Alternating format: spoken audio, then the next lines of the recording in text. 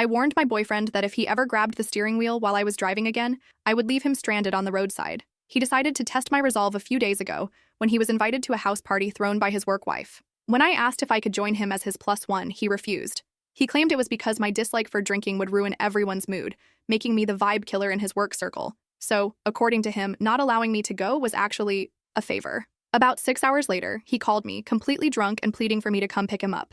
It was 3 a.m., and his call had just jolted me awake. Groggily, I asked what happened to the money I had given him for the taxi. He explained that Tina, his work wife, got hungry, so they went to a nearby pizza place, and he ended up buying her food. Not just any food. He ordered an extra-large pizza, 3 sides, dessert, and drinks. I was utterly shocked, but decided that ensuring his safe return was more important, so I jumped in the car and drove the 45 minutes to Tina's place. Upon arriving, I called my boyfriend, but he didn't pick up. It took 7 calls before he finally answered. When he got into my car, he apologized, saying he was helping Tina find a lost necklace. I shrugged it off and started driving, but as soon as we were on the road, he began raving about how fun the party was and how hilarious Tina was, even doing an impression of me. In his laughter, he reached for the steering wheel. Tired and annoyed, I quickly swatted his hand away and pulled over, telling him I wasn't in the mood for this nonsense. I warned him that if he touched the steering wheel again, I would dump him on the roadside, leaving him to walk back to Tina's house. He just laughed, saying, "Tina said all you do is talk. That's why your mouth is so big. You wouldn't do that.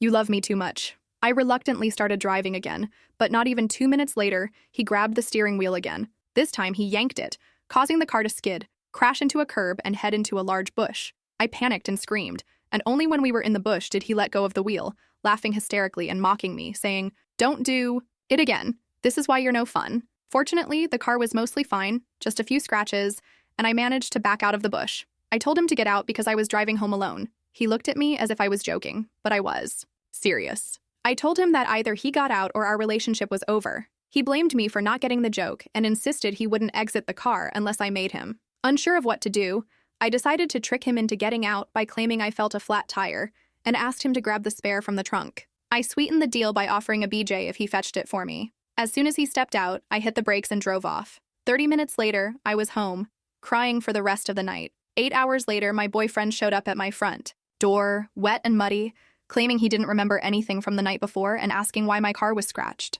I recounted everything, picking him up from Tina's, his 2 grabs of the steering wheel, and the crash into the bush. His expression changed as I spoke, and I could see the memories flooding back. He became quiet for a moment before slamming his hand on the table, declaring it was wrong of me to leave him on the roadside at night. He went on about how dangerous it was and how anything could have happened to him.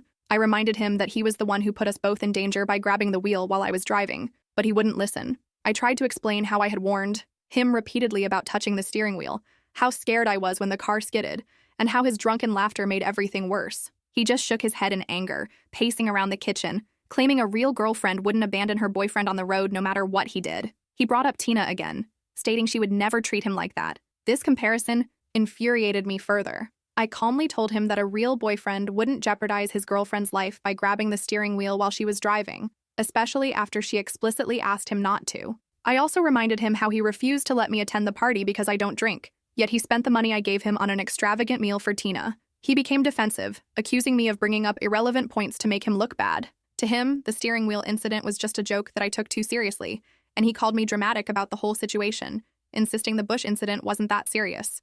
At this point, I was done arguing. I told him that his behavior was unacceptable, drunk or not. I mentioned how he mocked me using Tina's words before grabbing the wheel the second time. He tried to interrupt, but I continued, expressing how terrified I felt during the crash and how his laughter showed how little he cared about my safety. He abruptly got up, saying he needed air, and left, telling me to consider whether I wanted to continue the relationship if I couldn't handle his jokes. I didn't stop him. I felt relieved when he was gone. The whole morning only heightened my doubts about our relationship. Not only had he refused to take responsibility for his actions, but he also tried to guilt me for wanting to protect myself. Now, I'm reflecting on everything that transpired. Part of me wants to forgive him because he was drunk and claims he doesn't remember his actions, but another part of me keeps replaying that night in the car. How scared I was, how he laughed at my fear, and how he chose to endanger both of us just to prove a point. I can't shake the thought of how he prioritized Tina's comfort over my safety, spending my taxi money on her meal and making me drive 45 minutes at 3 a.m. to pick him up. Even now, sober,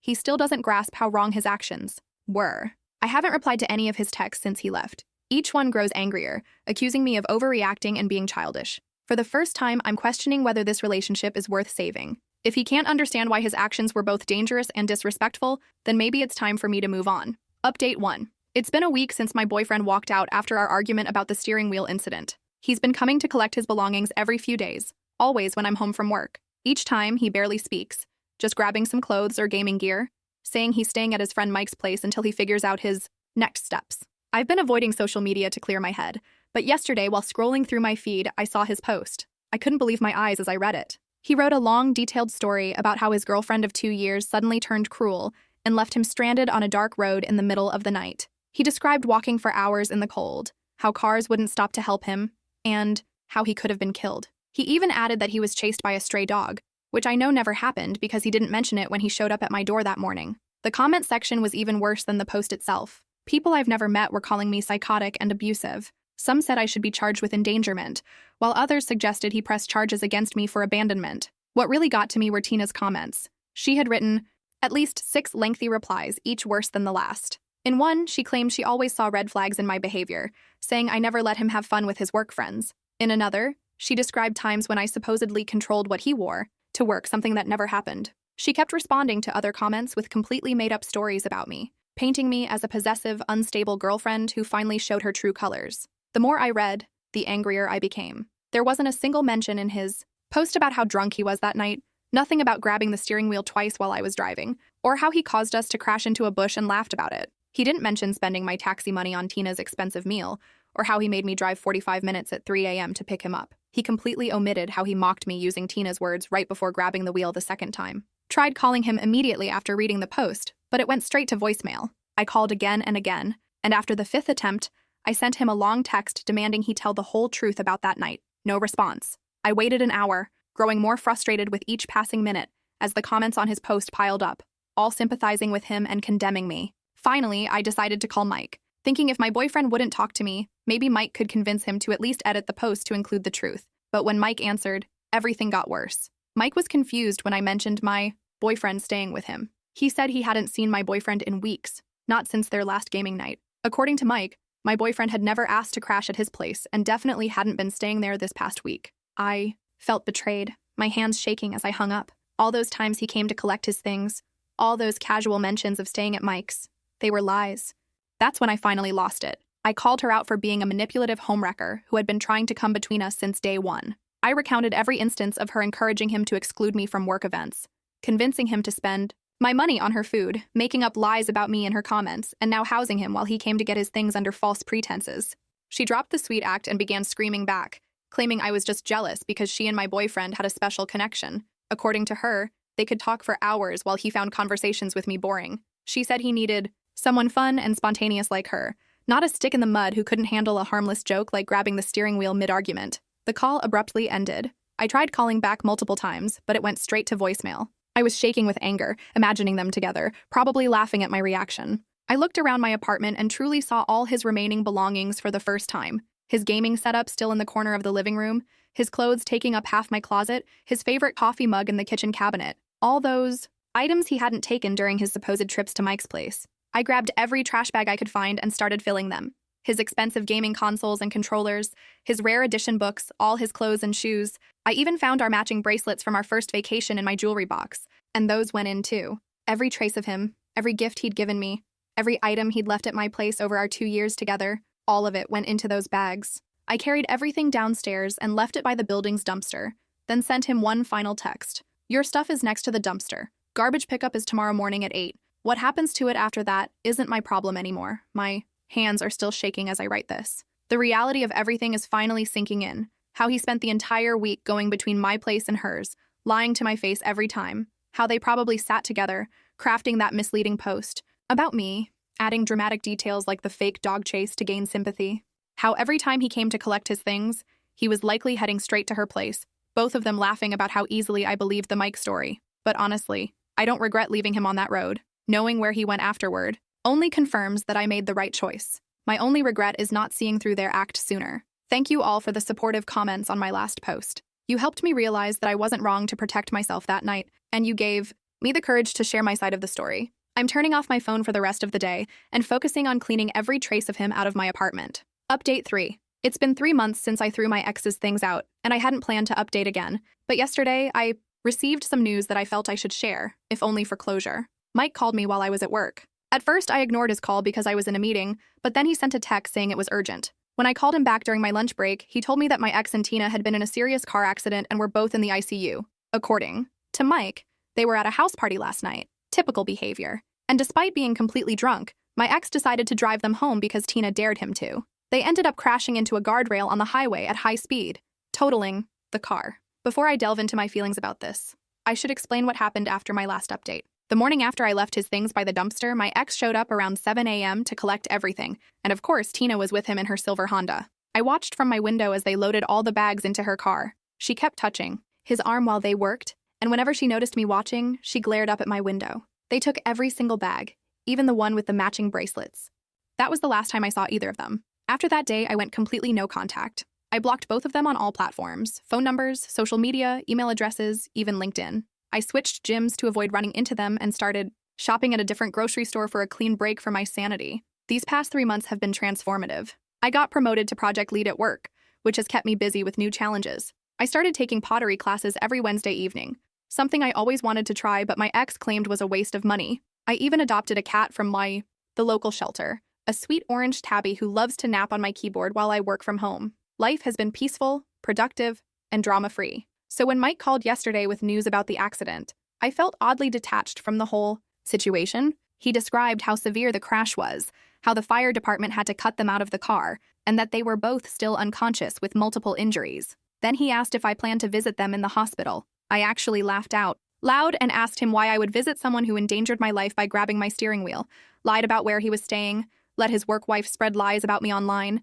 and then ghosted me after a 2-year relationship. Not to mention the woman who encouraged all his worst behaviors right up until they ended up in the ICU. Mike tried to make me feel guilty, but honestly, the man in that hospital bed feels like a stranger to me now. I told Mike about my full schedule, pottery class that evening, a team celebration for my promotion this weekend, and a furniture shopping trip with my sister next week. My life didn't screech to a halt just because my ex faced the consequences of his actions. It might sound cold, but I'm not the same person who would drop everything to drive 45 minutes at 3 a.m. to pick up a drunk boyfriend who had just spent my money on another woman. The situations between then and now are striking. Both times he was drunk and made reckless decisions on the road, but this time, instead of me being there to deal with the aftermath, it was Tina. The same Tina who called me boring for not drinking, who said grabbing the steering wheel was just a harmless joke, and who claimed they had a special connection. I wonder if she still finds his drunk driving stunts funny, now that they're both in intensive care. Sometimes I really want to dig up their old social media posts where he painted me as cruel for abandoning him that night. I want to comment on how that moment of tough love might have saved both our lives, but I won't give them that satisfaction. I'm done being part of their narrative. I'm sharing this update for anyone else who might be questioning themselves in a similar situation, wondering if they're too harsh for setting boundaries or feeling guilty for prioritizing their safety over someone else's comfort. You're not wrong for protecting yourself. Sometimes the harshest decisions are the healthiest ones. My orange tabby is sprawled across my desk as I write this, batting at my fingers for attention. In a couple of hours, I'll head to my pottery class, where I'm finally getting the hang of centering clay on the wheel. Tomorrow, I have a meeting about expanding my team for the new project. And next week, I'm looking at apartments in a better neighborhood. This is my life now, and I wouldn't change it for anything. So no, I won't be visiting them in the hospital. I won't be sending flowers or cards, nor will I check social media for updates on their condition. They made their choices, just as I made mine 3 months ago. The only difference is that I made choices that allow me to sleep peacefully at night. Thank you all for the support throughout this journey.